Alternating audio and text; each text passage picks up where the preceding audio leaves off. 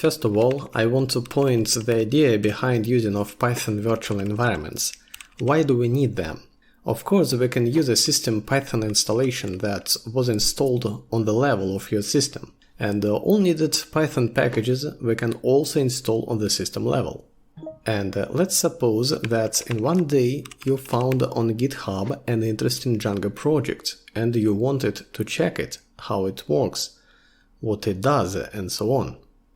But this project used Django 1.10 or 2 version against your globally installed Django 4. And this project also uses a bunch of packages with versions much lower than your current versions. And what you will do? Actually, without using of a Python virtual environment, there is only one way to install dependencies of that project. We have to uninstall all globally installed packages and after that install the dependencies of the cloned Django project. And after you will finish with it, uninstall all its dependencies and reinstall all your global Python packages back. It's tedious, and what if you have 5 projects you need to check? And that's why we need to use Python virtual environments. Virtual environment allows us to isolate a Python project from a globally installed Python packages and Python itself. Python virtual environments allow multiple versions of Python and its packages to coexist with each other. It will let you work with the old version of Python after installing a newer version of the same system. Okay, but why is it virtual?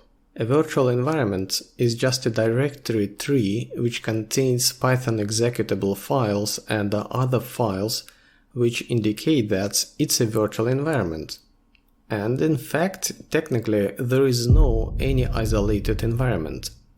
There are only folders with locally installed instances of Python and project dependencies. Also, there is the virtual env environment variable and the path environment variable become prepended with the path to the activated virtual environment. Even more, in the case of Linux systems like my machine, there is just a symlink to a global Python binary, it's not even a copy of it, and that's it. What happens when we activate virtual environment?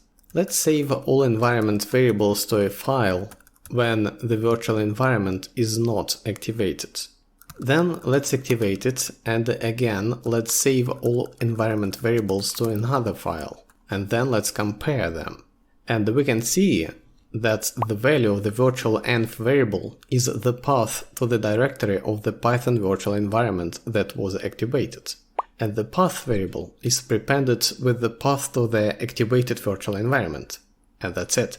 And thus, Python virtual environment is just a term combining all such measures that help isolate one Python project from another.